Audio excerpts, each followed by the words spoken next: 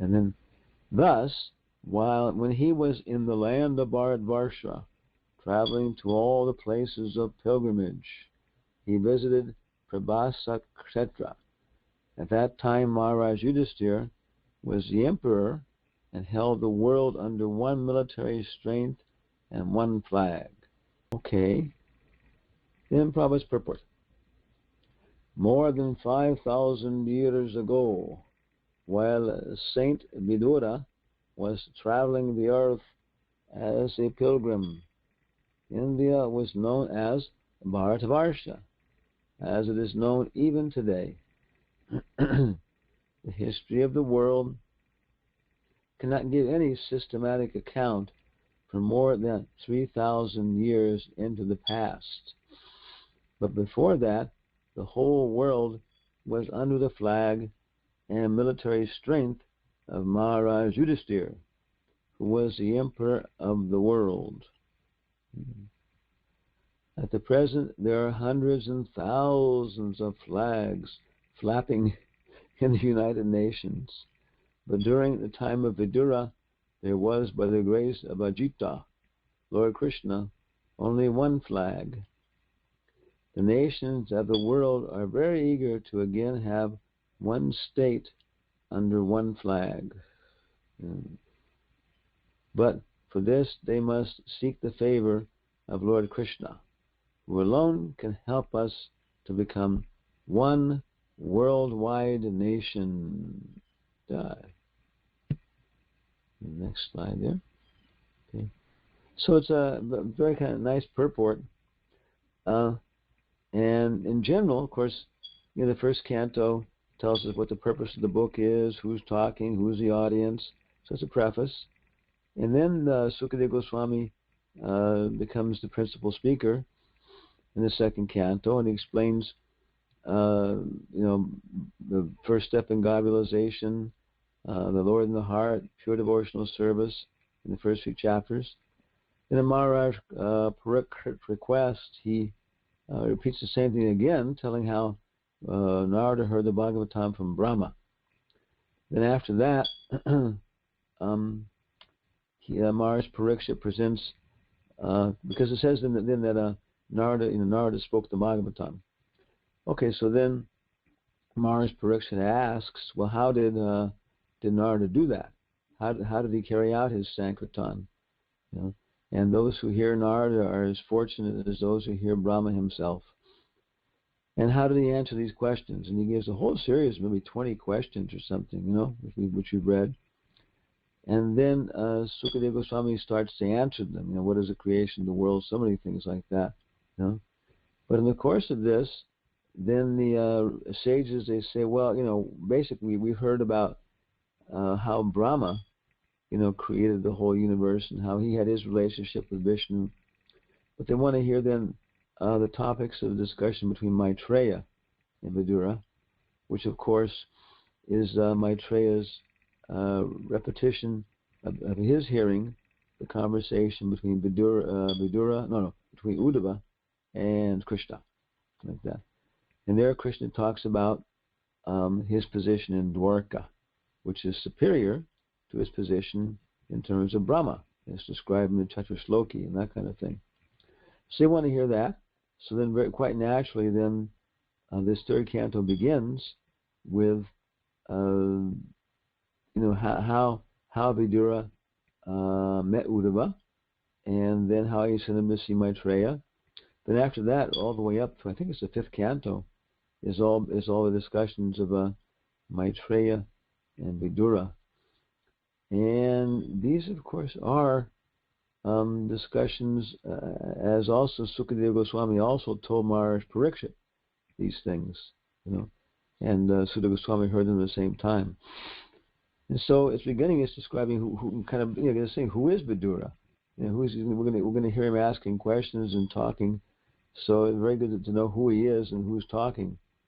So it's describing how he left his home, and at the impetus of Duryodhana's insults and threats. Of course, in the Mahabharata, Vidura is a big figure. Actually, it's interesting because he's an incarnation.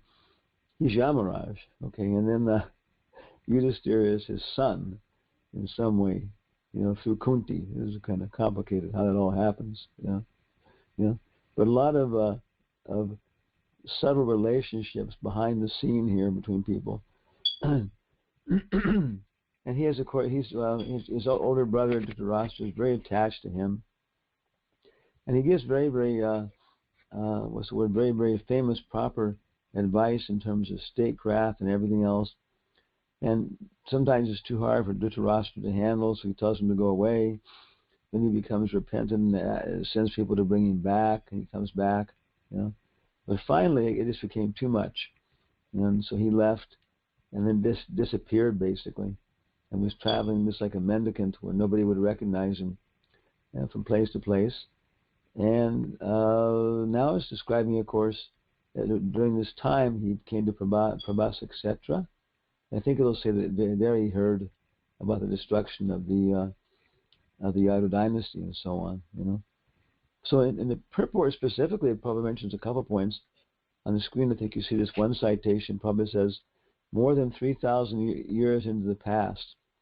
So it probably says that there's no systematic history, more than 3,000 years ago.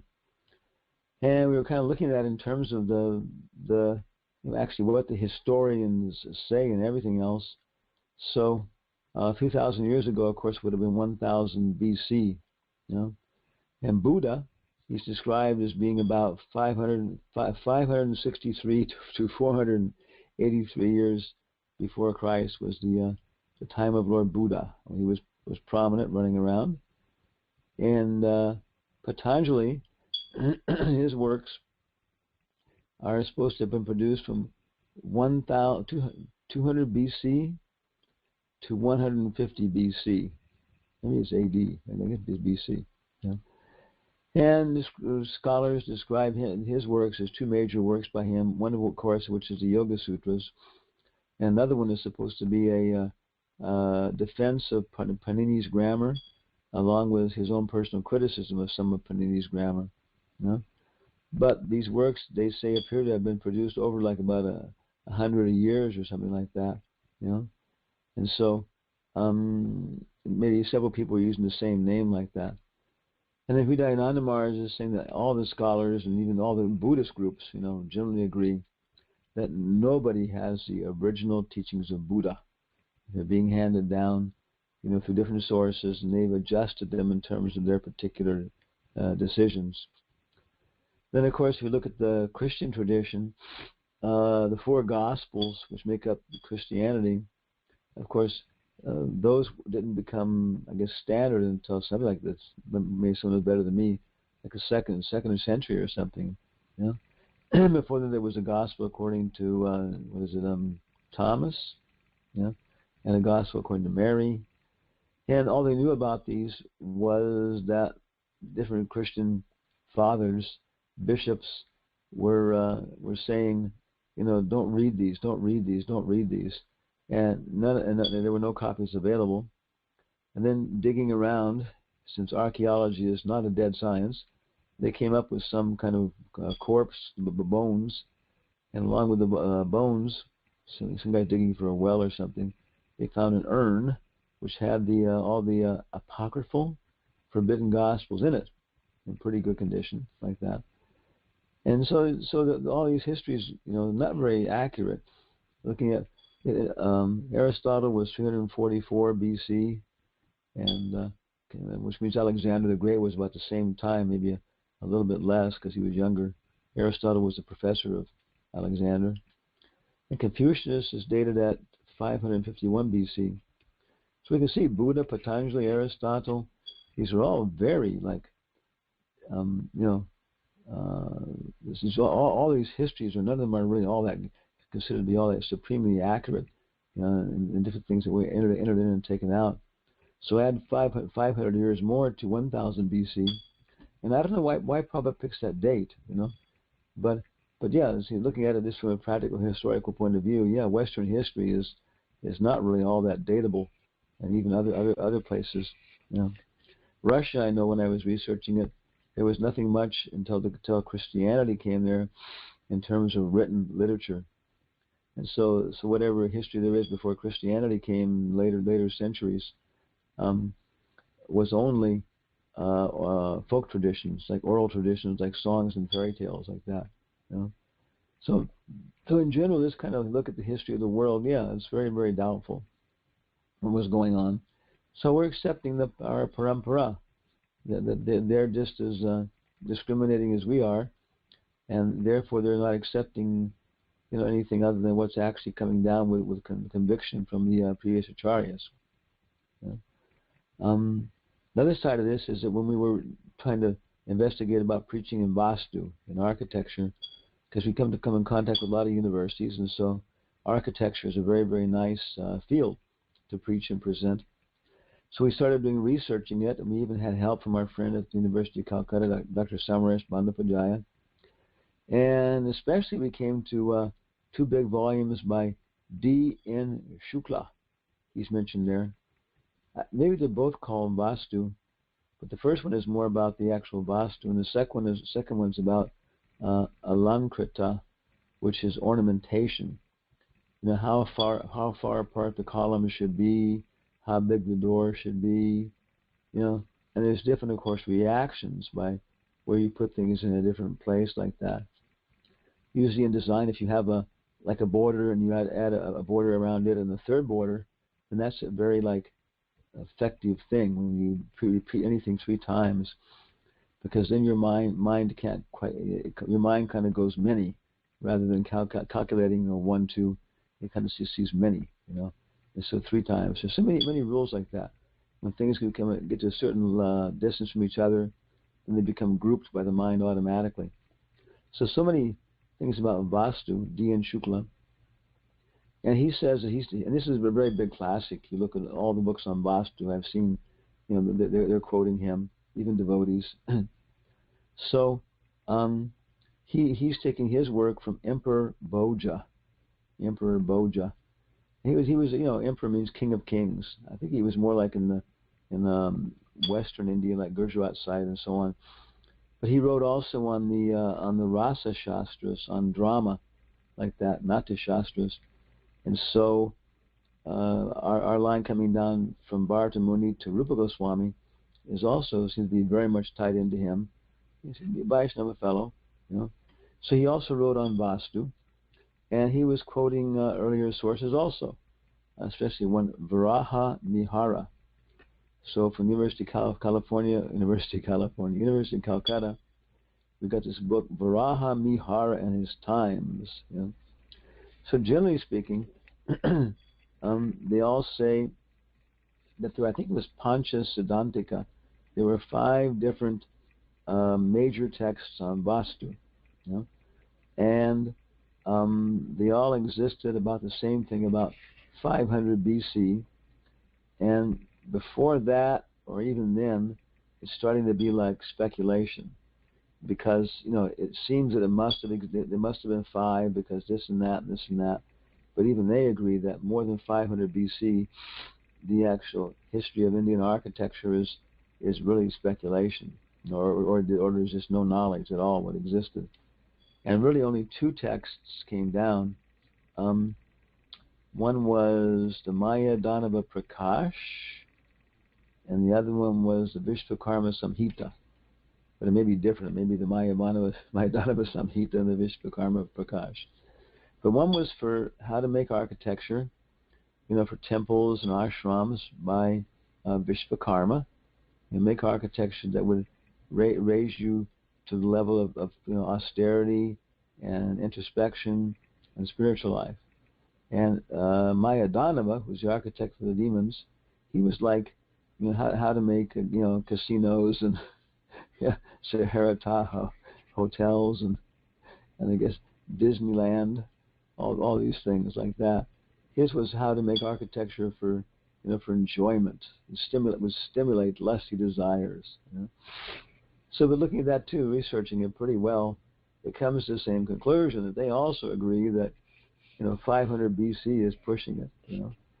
So maybe beyond that, 1000 BC, again, different architectural things are discovered and so on, like the Troy and quite a bit of an area like that.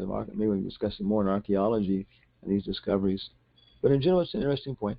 The Prabhupada says that more than 3,000 years into the past, there's no systematic description of history.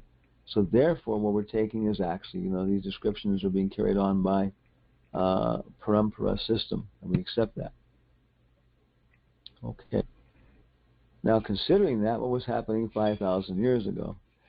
So here we have a map of the world, and our little caption here of what Prabhupada says, flapping flags, hundreds and thousands of flags flapping away. So I looked up, I think, world flags on the internet, and it came back with many of these. This one is something like, I forgot what it is, like 5 megabytes or something. So you can blow it up and put it on your wall, and I guess see all the details. And it's just mind-boggling looking at all the flags, And what comes to mind here is that all these different countries, most of them have their own money. It's interesting, over in Ecuador, over here, where is it? Somewhere here, probably about here. Yeah, okay, Ecuador. Yeah, they're right above Peru. We were, of course, on this trip in South America, and they're a little country right on the equator. And finally, they just gave up, and so they stopped using their own currency, and they buy dollar bills from England now. You understand?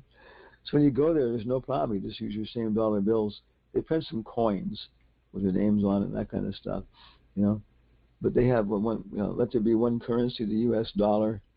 Let there be one food, McDonald's, like that. Other than that, I guess you got the U.S. flags, and out in the Pacific Islands, there's so many flags. You see, you got a couple of American flags out here in the Pacific Ocean. And it's just unbelievable, all the different flags. I guess the Soviet Union is kind of like under one flag, and Canada has also got one flag there. My goodness. So it's the point that Prabhupada is making, that the Mahārāja Yudhiṣṭhira was there. His text says there was one military force, and one flag. One time we were trying to set up a Sankirtan spot. We had our Bhaktivedanta Institute in San Francisco. And the big temple, of course, is in Berkeley, but we were over across at one real big house that Trey Rishi was kind of managing and renting and using it for the Institute also.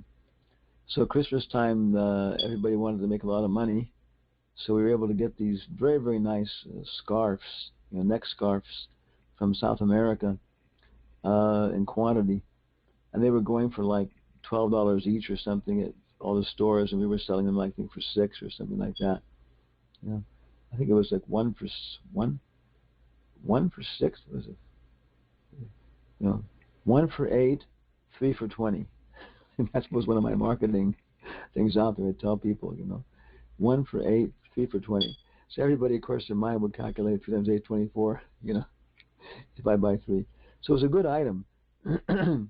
But there was one place. It was just the University of California Medical Center was right next to us. And the street went right through there, the city street. But then I discovered that the city street was actually under the authority of the University of California. And therefore we didn't have to have a permit from the city to go there. And I kind of called the police, and they said, no, that's under it's under the state. And whenever a state officer shows up, even if he's like a campus police officer, he has jurisdiction. They say he's the guy in charge whenever he shows up. So if you have a highway patrol officer shows up in the city, then the city police say, okay, Baba, you're the guy in charge. And of course, if a U.S. Marshal shows up, then he's in charge. So everybody agrees. There may be like local feelings of pride and something else like that, but everybody agrees that there's really only one force in the United States. And that's basically the president of the United States of America. He's the guy who's in charge of all the armed forces, all the federal marshals, and basically every single police and military guy in the world. So, of course, Mahārāja Yudhiṣṭhira, they sent a challenge horse all over the world, and whenever it showed up, if it wasn't received nicely, being followed by the army, then it was a battle, which usually, of course, was in a what's the word? Sportsman-like, what's the word? Like spirit, and it was fighting each other, then accepting the authority of the emperor. So to perform the Rajasuya sacrifice, Mahārāja Yudhiṣṭhira had to become the emperor of the world. And his capital was at Indraprastha, and Yudhiṣṭhira and the Kauravas were, of course, quite disturbed by this, because now they were the kings of the Kuru dynasty or whatever, at Delhi or something. But Mahārāja Yudhiṣṭhira now in Indraprastha had become the emperor of the world. So they ruined him by gambling, and then the whole story goes on. But again, he established, that one military force all over the world with different agents, and one flag like that. Of course, it would be interesting. What flag was that? It's interesting too. What did the Kuru flag look like? So, what was Mahārāja Yudhiṣṭhira's reign like? If you go back to the 10th canto, 110, 2 through 6, it says here, Sutta Goswami said, Lord Sri Krishna became pleased after re-establishing Mahārāja Yudhiṣṭhira in his own kingdom. Mahārāja Yudhiṣṭhira, after being enlightened by what was spoken by Brahmadev and Lord Sri Krishna, ruled over the earth and the seas. So every place. He ruled over the earth and the seas, and was followed by his younger brothers. During the reign of Mahārāja Yudhiṣṭhira, the clouds showered all the water that people needed. The earth produced all the necessities of man in profusion. Due to its fatty milk bag and cheerful attitude, the cow used to moisten the grazing ground with milk. The rivers, oceans, hills, mountains, forests, creepers, and active drugs in every season paid their tax quota to the king in profusion.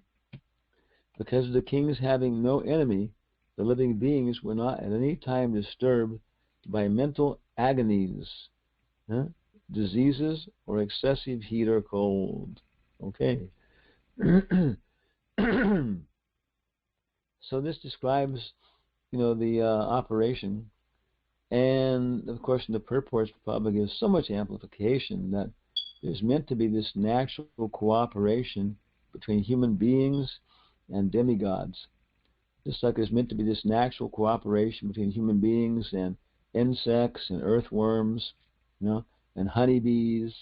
When we're all living together in the ecology, giving the bugs and the worms their fair share, they do their work. The worms make the soil open up, and the bees fertilize, and bees and the bats both do this fertilization process, the pollination.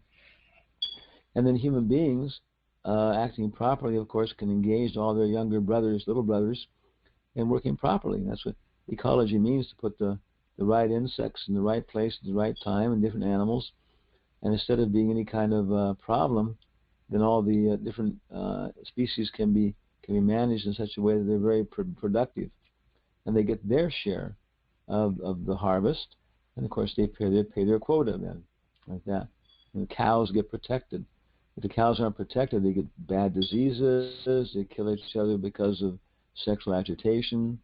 They get killed by wolves and natural catastrophes like heat and cold. So when they're taken care of by human beings, and then they're quite happy, and so then they give their fair share for human beings of their products, like that. So the same way demigods, according to our calculation one time, I mentioned this before, to the fairies, Gandharvas, semi-demigods, we look like rats, and to the real demigods like Indra, we look like cockroaches, and to Brahma, we look like atoms and molecules. So then, the human beings are doing their job and acting like human beings, and they're conscious of the demigods, like the cows are conscious of us, and then everybody cooperates and works together, and there's a very pleasant environment then. The demigods need the human cooperation and proper activity like that. And of course, when there's a proper emperor, then everything goes very well. Just like when there's a good bull managing the herd, and it's very, very easy for the human beings to have proper relation with the herd like that, and so on. So a very, very natural arrangement that there should be one world cooperation. It's not an artificial thing. It's the way Krishna designed the universe. We're reading about this. Probably people know this too. That, for example, when these big transport ships, which are gigantic, they may leave Japan with, so many thousands and thousands of automobiles, and they may go someplace like, San Diego or something, and then they dump off their automobiles, and they haven't got as much to carry back. So to balance it out, they'll suck in hundreds and thousands of gallons of ocean water from the Pacific Ocean there, from the San Diego, and they'll head back to Japan. And when they get to the Bay of Tokyo or whatever it is, they dump it out. And of course, by this, they're just transporting all these, microorganisms from one place to another, like that. There's very, very famous history of this.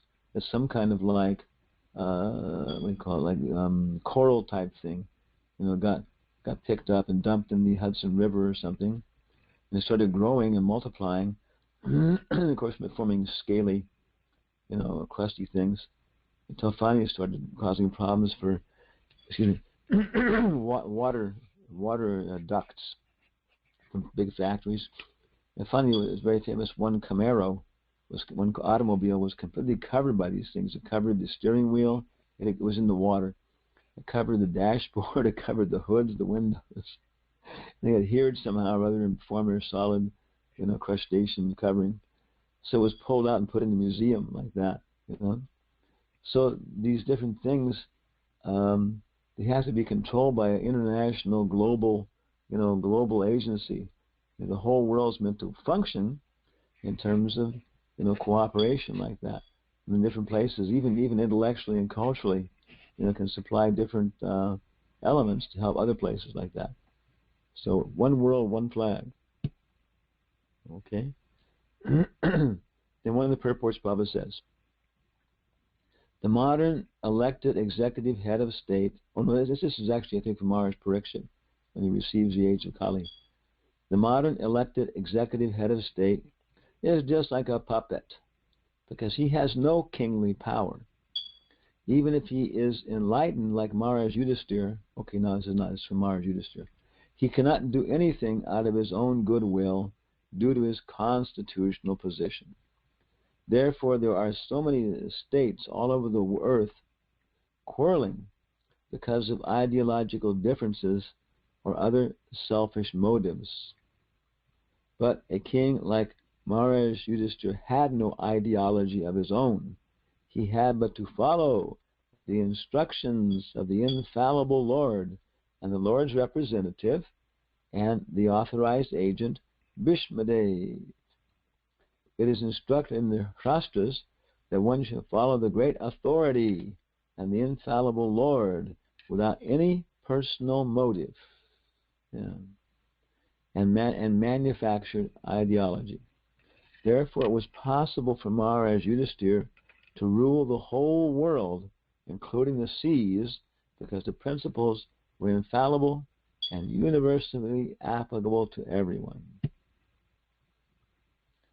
The concept of one world state can only be fulfilled if we can follow the infallible authority.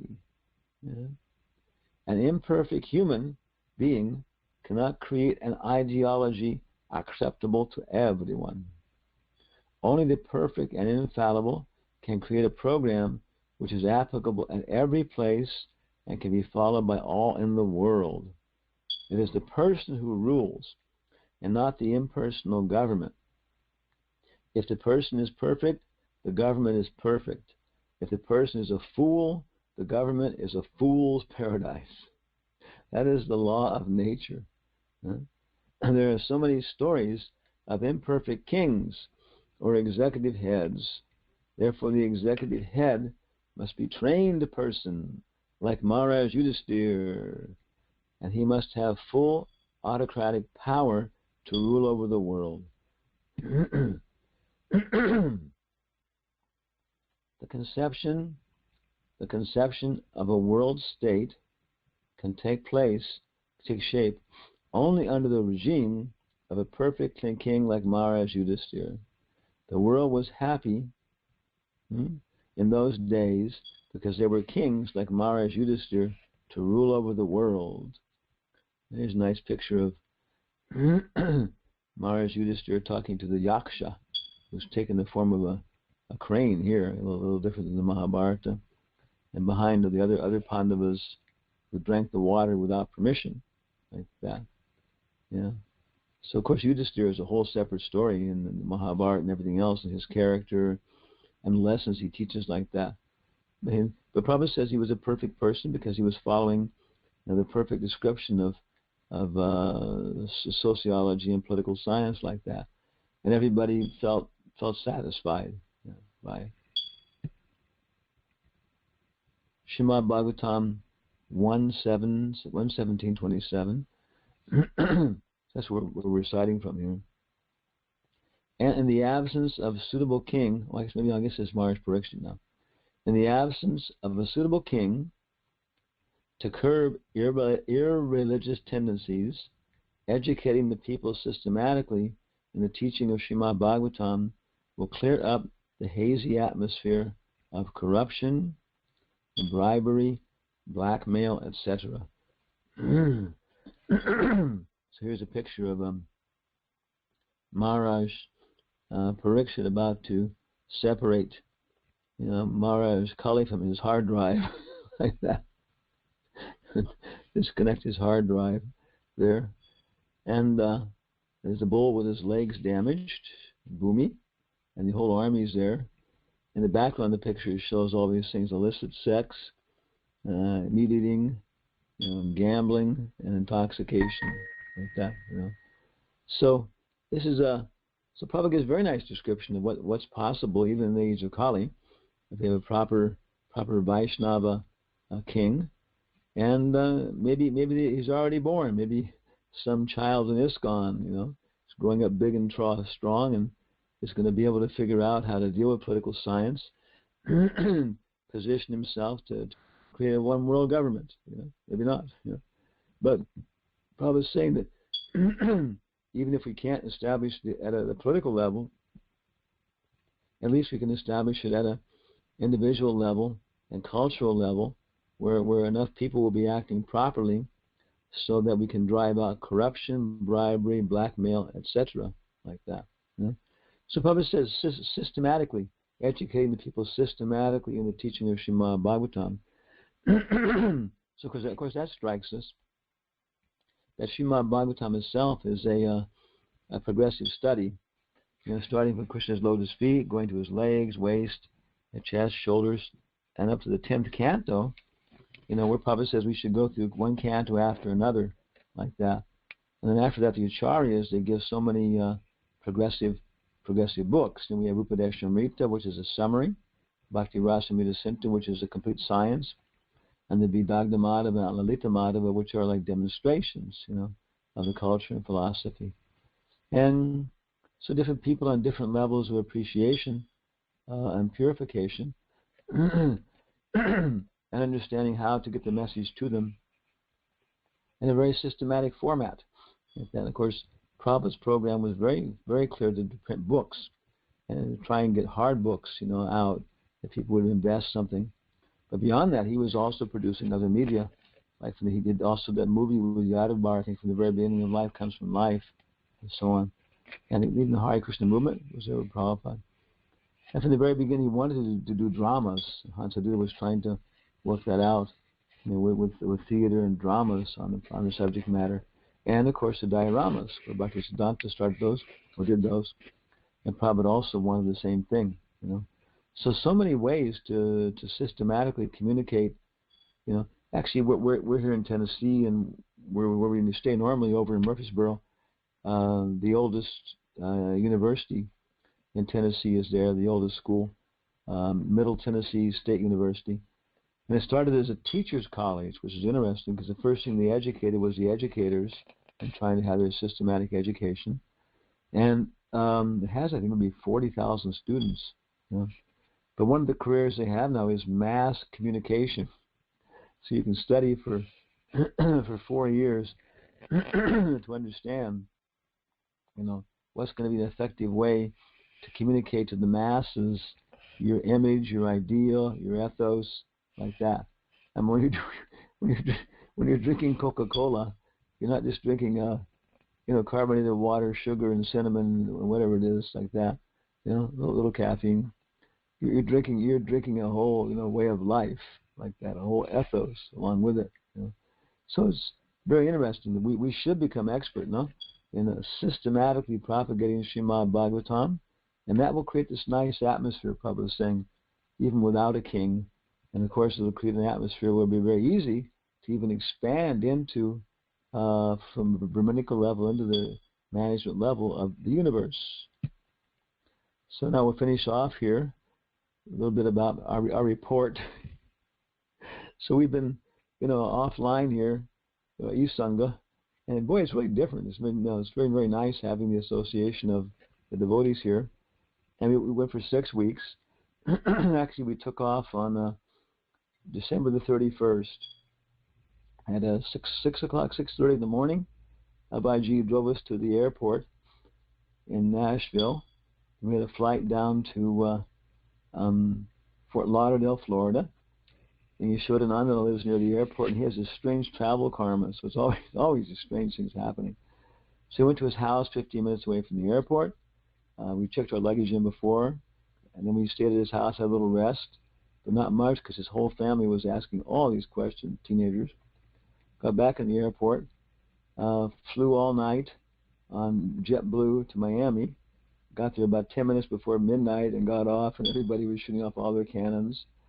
Made our way to the temple, had a little rest till Mangal Artik, got up, gave Srimad Bhagavatam class, had a meeting with our local academic group, NIMSAR, then went over to Rupanuga's house and discussed their whole program at the university where they are professors. And actually they've been approved now as agents for UNESCO, and I think maybe one of the few, maybe the only university in all of Peru, and especially them, and they can make international agreements now without, they don't need the approval of any nation. And UNESCO forms this one world intellectual enterprise. So then back to the airport, flew to La Paz up in Bolivia, 13,333 feet. Our lungs felt like they were dying. Slept in the airport in this little box they have overnight. Back in the airport at 7 o'clock and got to Cochabamba, where they were having a national, annual national retreat and programs there. So the whole thing was like that. Back to Peru, on down to Argentina, several places, over to Chile, and then back up to Peru, and then 22 hours of travel back up the route. We got here yesterday, and you can tell from our voice we're still exhausted. Well, we did pretty well. But the main result, of course, we're just doing our sannyas dharma there and traveling and preaching to so many people. So many new people coming. In many places you go where very simple, and having somebody who's knows a little bit more of Prabhupada's culture and philosophy is like a big illumination for many new people. So very difficult, the weather and everything else like that, the language, the food, a lot of stress on the body, but same time too, very nice results. So we're all going to die some way. But one of the biggest things that if you see on the thing here, we have, I guess the first two things are related to this Carl Jung preaching, because you've been trying to develop that. Prabhupada says that of all the Western philosophers, he seems to have the most sense, Carl Jung, and our experience is quite along those lines. In Argentina, we were preaching to we got a very wonderful opportunity to do a whole program before the Jungian Society in Cordoba, which is a new one. And they were such, good questions and about, the mind and everything else. And pretty much, they accept that the mind is real, and is causing things we experience on this level.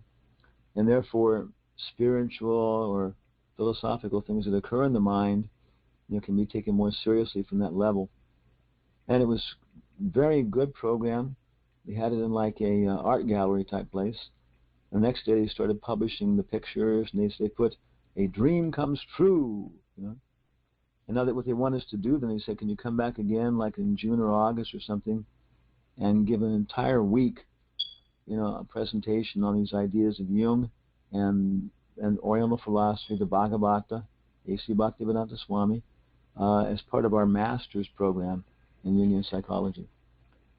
So over to Chile, and there we had this first Latin American Congress on education, and of course it was a result of the one we did in May in Houston, and which of course is the one that the devotees organized in Europe like that and so on.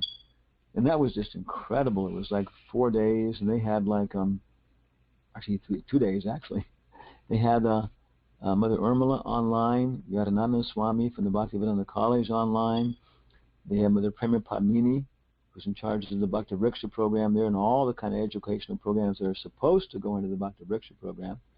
Ram Giridhari, the director, the executive secretary for education, for ministry.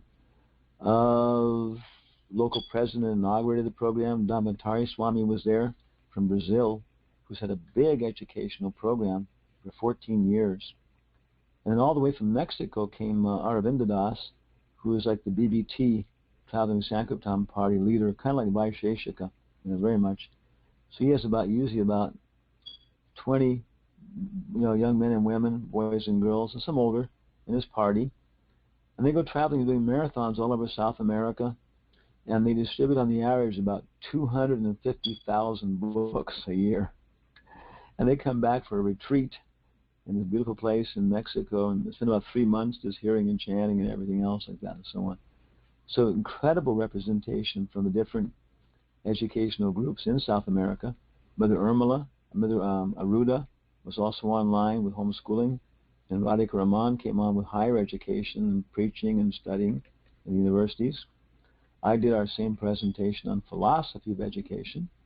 And what else? Pranadas was there for Goloka education, the whole Sanskrit study now for kids and adults, which is set up. So it was a real killer program.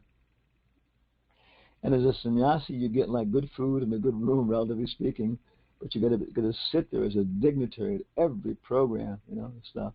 And it was tough, So I had headaches beyond belief, and it was too much, really. But everybody was just doing the austerity of staying there. About 150 devotees. It's on ISKCON News now, and they stuck in there for all the programs. Came back, and about 50 more online, and really good questions and good answers. And finally, we got a zonal representative, a regional representative for Latin America, to connect up with the ministry, and very nice devotee. Everybody wanted the same guy to start doing this thing of making assessments about what's going on, what are the primary needs, how to establish communication, and then planning for next year for 4 days in at the end of January again.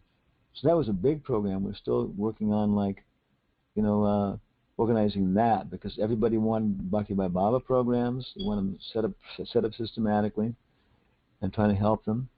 And then the primary school thing, it looks like we're just ready to start the Sanskrit studies and get kids together for that.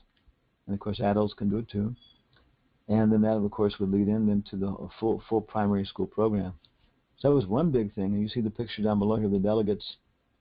And I'm there looking like I'm about to die, I think.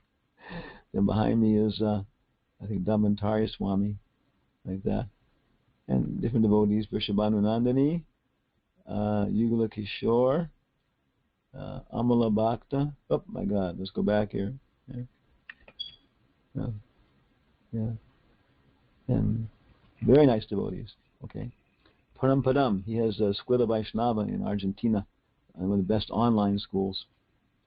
And then the other side with Carl Jung, while we were in Chile, right after this, we met with, back it up.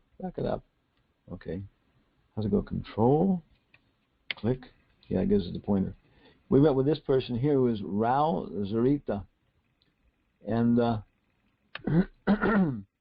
every 2 years they elect like give an award to the best national poet. It which is pretty distinguished because Chile has 2 Nobel laureates in literature. I don't know who they are right away. They'll come back, Yeah. Anyway, so we met him. He was a very friendly guy, very nice. He's starting to get some what's it called, Parkinson's disease, but you can see he's absorbing the mental level. And so we had very nice discussions with him, and very friendly guy, person, very personal. And he said, actually, the book that impressed me in my life when I read it was the Mahābhārata, and 2 volumes. So they were trying to get Peter Brook. He had never seen Peter Brook, Mahābhārata, and devotees are saying, yeah, they have a great version with subtitles. So we had a very nice discussion what we're doing, and he was very interested in Jung also. So he told our host, the local devotees who are actually poets, he said when Mars is coming back in June or August, he said, definitely let's plan a bigger program. I can invite some more of our friends. He said we can have a very, very good dialogue on these ideas and everything else like that. So it was going very well. And the last person we mentioned here is Eduardo. My God. Excuse my robot. Okay. Eduardo Gastelumendi, which is a Basque name. And he's back up in Lima.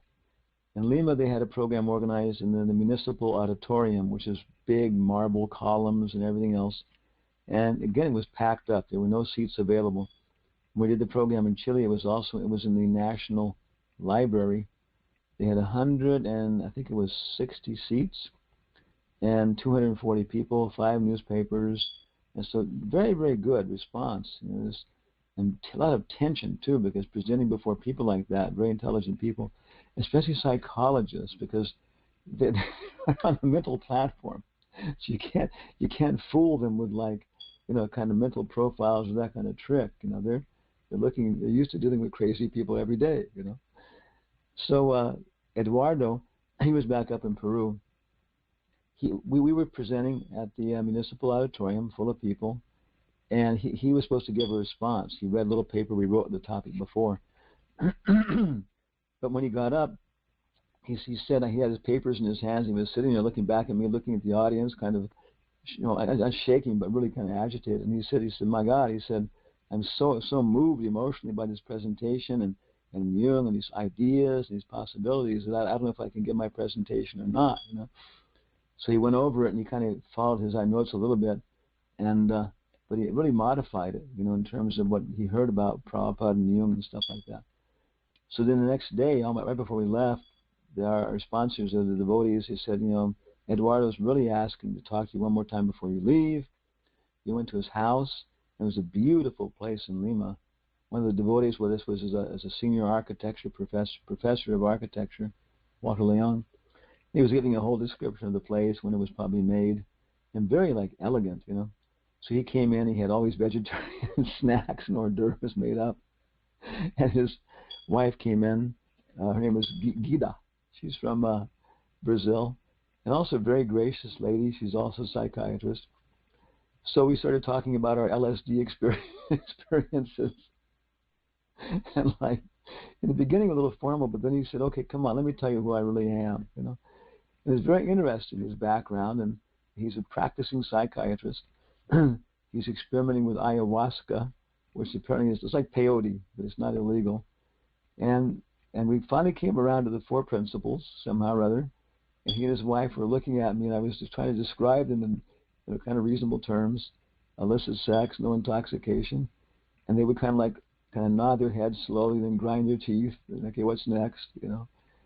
And then we came to, so what is your relationship with ISKCON, the Hare Krishna movement? And that was another thing, But all in all, it was like the atmosphere is okay. We got some grounds to work together. It's interesting. So now what we're proposing after all this is that maybe he and I can work together and start writing, having exchange of ideas and produce a little book, and bring in some other scholars too, other people, and then go back in August and have a symposium with the National Library with these ideas, exhibitions, art, dance, and discuss the ideas like that and how they're progressing, and bring some other people in mind. So that's our report. I don't know if I'm going to make it or not at this point. I think it's supposed to recover. And if it does, then it looks like, it depends. Who knows what's going to happen? But the idea is, like, from our perspective, doing a little bit of systematic education, and then, because one last thing, very final thing. The very last day we were there before we left, we were supposed to go to the university, Ricardo Palma University, and that's where we are like, we're like, what do we call it here? We're like, there's a name for it. Professors there, by causes honoris, honorary professors. And we were supposed to present this book we did in India on the contribution of ancient India towards making a better world to Dora Basan and Rupanuga, Divyavani and Rupanuga, Rupadevoto. They're husband and wife, they're professors, they're big professors. And so before that, he wanted us to talk to his Ayurvedic students, who are all approved now by the university. It was a struggle, but the Ayurveda has been approved by the university and by the medical center. So Dora went down to the university college, what's it called? The University Council, which is about 150 professors, and they all make these big decisions on different topics. And we were item number 37. We're supposed to come down and give the book to her, formally into Rupanuga, and tell how we want to work more with the university in India, in these cooperations. And of course, the president of the university would be there. So the number 32 on the list was a report from the budget officer, an auditing agency like that, some small report. But it wasn't a small report. It was a carefully covered, blow up. So we never got down there because he came forward and revealed that the audit for the last 2 months had worked out this whole thing where bribery, corruption, and everything else had been going on, and about $250,000 had been stolen from the university. And out of the 150 people on the floor, 25 of them were just irrevocably tracked down to being involved. So it blew up. And we never got to deliver the book. But she showed it to the principal right in the middle of this whole thing. She showed it to the president. And he took the time to take a couple of seconds to look at it and send a message back to us saying, this only confirms my opinion that Hanuman Swami is the guru for our university. So on. And if we live through this, we want to have some more discussions about this kind of thing. And we're sorry for our bribery, corruption, and everything else. So, Hare Krishna, thank you very much, and I hope we live to say thank you. All glory to Prabhupada. Any questions, comments, complaints? Masterful class, Mahārāja. That was really wonderful. I looked something up online. It says that the flag of Mahārāja Yudhiṣṭhira was a golden moon with the planets around it, with 2 large drums on the flag called Nanda and Upananda were tied to it. So maybe that was the flag of the world. A golden moon surrounded by what? The planets around it. Oh, the planets, and then 2 big drums, Brihat Mridanga. Wow. I had a question. I was intrigued when you said that just doing something like drinking Coca-Cola, there's a whole ethos behind it. I listened to a class, I can't remember who it was years ago, and the devotee was saying that in third world countries especially, Coca-Cola had a campaign that was very successful. They were saying it was better than mother's milk. So oh, God. It's a problem because they stopped feeding the babies, the children. Mothers just stopped breastfeeding and started feeding them Coca-Cola bottles. And no, I don't think it was Coca-Cola. It was Nestle. The one I heard it was famous was Nestle's. Oh. Yeah, and Nestle's had a whole program of canned baby formula type stuff. And they were saying exactly the same thing, and they were marketing it to girls up in Bolivia and the mountains and stuff like that. And they say if your baby drinks this American formula, he'll be big and strong and better than mother's milk. It was demoniac beyond belief. And the Nestle's had to do a lot of propaganda afterwards, because what they would do, they would give them free free baby formula, just enough so they would scientifically calculate how long it would take for the mother's natural milk to dry up. Okay, now mother can't nurse her baby because her milk's dry, and so now they stop giving the free formula. And so now, of course, the mother has to buy the milk, and she's forced to buy the milk. But a lot of them could not a lot of them, I guess some of them, at least some of them, couldn't afford it enough to feed the babies, so the babies would die for malnutrition. And the most bizarre, heart-touching thing of the whole thing was that some of them would put little cans of the Nestle's milk on their babies' graves. So friendly Nestle's milk, they had to do a lot of propaganda and a lot of charity to counteract that one. But that's maybe the one that you heard about. It wasn't Coca-Cola's better than milk, but it was Nestle's baby formula. Wow. It was weird. Where can we see the Mahārāja Yudhiṣṭhira flag? I looked it up on the Wikipedia. They have references to the Mahabharata and other sources. So should I put in Mahabharata first, or how did you get to it? I just did a Yudhiṣṭhira and it came Yudhiṣṭhira. Great. Mahārāja, do you happen to know what's on the Brazilian flag? It also looks like something with stars. Oh, Brazilian flag. I don't know. It could be. It has some planets. Yeah. And stars in the sky. And a golden... South American traditions are really like a lot of kind of... See, if you just look at the Earth from the North Pole, which the Bhagavatam does, and squash it flat, then everything below the equator is Patala. And there's so much Vedic stuff down there, but it's all from Patala Loka, in this sense, I had a thought regarding sort of the whole scope of today's discussion, with Mahārāja Yudhiṣṭhira being the great God-conscious king, and you spoke so nicely in the beginning about how everything worked in cooperation. Of course, there was one main flag, but of course we know that, as you were saying, under that there were kings of different districts and areas and so on, but there was perfect cooperation and very satisfied under the king. And you read those nice quotes when Yudhiṣṭhira was a king, that there weren't all the anomalies that we're finding today. And it seems that within our ISKCON society, we had a little taste of that when Srila Prabhupada was physically present with us.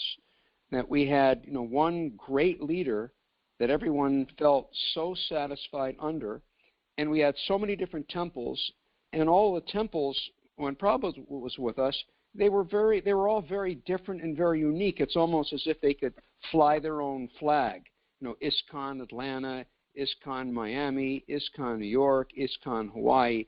They were all very unique, but at the same time, all completely lined up behind and very satisfied under our great leader, Prabhupada. Now, when Prabhupada left us, as we know, that it was the GBC's position to sort of take over that position as the not just one individual, but the group would then assume the position of the great king under which everyone should remain happy. Now, what seems has kind of gone a little bit awry is that it seems, at least in some areas, it's getting centralized, where the individual areas aren't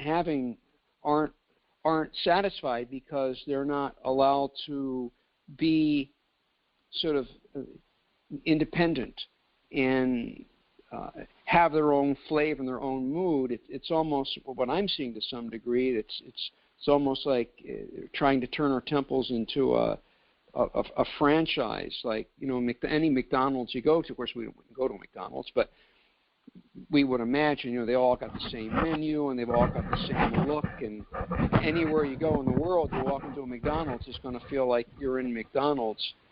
So it seems that we've lost a little bit of that in our society, the individuality, so we're not feeling as satisfied. What are your thoughts? Well, I would say that, Prabhupada says, educating people in the systematically educating principles of Bhagavatam.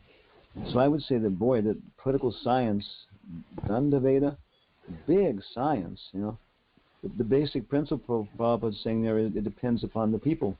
You know, the temple president, you know, the zonal secretary, you know, it really is the people that run the government. And like you say, the more it tends towards systems and processes and bureaucracy away from the people, yeah, it's not going to be as healthy. But beyond that, there are all kinds of ways to, you know, to science, the big science like chemistry, big science. And so learning how to make it work and how to, you know, fight for the truth and fight evil within any political organization. It's a big science. And I think, to my perspective, I could say that, you know, I have hope, you know, that we're trying to like do our best and organize things and create, you know, Chinta Veda Veda Tattva, you know. But at the same time, too, I think I definitely do see problems, and some of them seem that they could be fatal. You know, so many movements go on so much time and they stop, get killed. So I think it's a big science, and I think we have to do a lot of work to understand it and then apply it very properly as a service to Krishna. Prabhupada wanted, no, this is a very important point in our Hari Prabhu. Prabhupada wanted each temple to be separately registered, not centralized under a corporation. Well, it's changing radically. Yeah. Because then he said it should be like the Catholic Church, where there is a head, but each church is separately registered. So if it should go down, the whole thing doesn't have to go down. That would be dependent on one temple's failure, and then someone can attack the entire society because of the activities of one temple. And each temple president is responsible for his temple. This goes back to when you were saying about the college and the authority over the college and the state. This goes to the 14th Amendment, which has been, it is illegal for the posse comitatus. Boy, this is Bhagavatam, isn't this nectar? But the posse comitatus in the Constitution means that federal forces cannot be used within the United States. Each state is supposed to, that's why we hear, in the North, you hear Confederation, you think rebels. But the Civil War was fought for each state to have its own rights.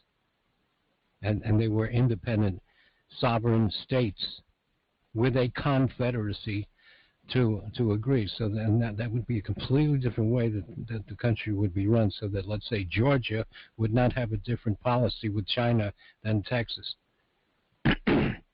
If it went into it. That's what we would be talking about in Congress. But now there's centralized governments, and the federal government can overrule anything. And you lose your independence. And as Prabhupada said, proprietorship turns sand into gold. Over-dependence on another shortens one's duration of life. It's a famous letters when Karandar was trying to centralize things. Prabhupada was with us in their famous letter. Correct. He said, your centralization will ruin everything. You know that, okay. Rupanuga just moved here, and he reminded me of that letter, and you know that letter. Okay, so what does anyone else? Was this directed to Maharaj? No, it's just Hare Krishna. Just to keep. Oh, you're still there. Oh, there you are. Just to keep things. Well, I'm here. Yeah, you're still here.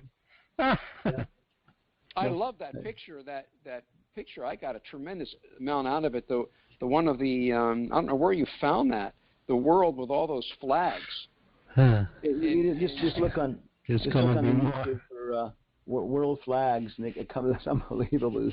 That was very powerful. It really showed, because I was seeing all of those were completely ununited, whereas under the God-conscious king, there were still many, many flags, perhaps just like you showed, but they were all united and very satisfied. But now they're all completely divided and separate. But that was powerful. I know. I got a lot out of that one picture particularly. Yeah. So the Prabhupada is saying that it's possible. I mean, I've got a lot to say about political science and everything else in ISKCON and so forth and so on, But I think that the basic principle again and again is building individual character. You know, if you have people with individual character, they'll take this and they'll apply it properly. They'll understand how to deal with their zonal secretary, and understand how to be responsible for their own temple, like that. But so many, I mean, Trey Rishi said I was a lawyer. I've been married to him to being a lawyer, so I want to get into it, political science and ISKCON. You know? But at the same time, too, that's one of the most important things, maybe, is how to organize the society with the points so that the Brahmins and everybody then can preach, and they'll distribute books and talk and stuff like that. You know? So I guess you should go. It's 11:15, and No. I Great should go class. and I'm take not care. going. Welcome Why? back, Maharaj. We missed you. We're not going. United Going on. United Snakes of America. Do not tread on me. yeah. It's kind of Kaliya. That's a flag. That was on a flag too. Oh yeah, Krishna Kaliya with all the heads, and they don't fight because they all belong to a different body. I thought sooner or later I would hear Prabhupada's famous quote somewhere along in today's discussion. But Prabhupada thought of democracy. He called it demon crazy. Demon crazy, yeah. Socrates said that democracy is like a donkey running downhill with a cart behind him. And he said all you can do is just get out of the way. And when it crashes, you can go down there and try and help the poor fellow. Yeah. That was Socrates' idea of democracy. It wasn't also didn't like it very much. I agree, Bas Prabhupada. Do you think there would ever? I agree, Bas Prabhupada. Do you think there'd ever be a saintly king like Mahārāja Yudhiṣṭhira again? He said, "No, you have democracy." Yes. Oh, okay. They're anxious to close. Haribol from me. Thank you. Thank you, Maharaj. See you next week. Thank you, Maharaj. Sai, Haribol. Hare Krishna, everyone. Hare Krishna.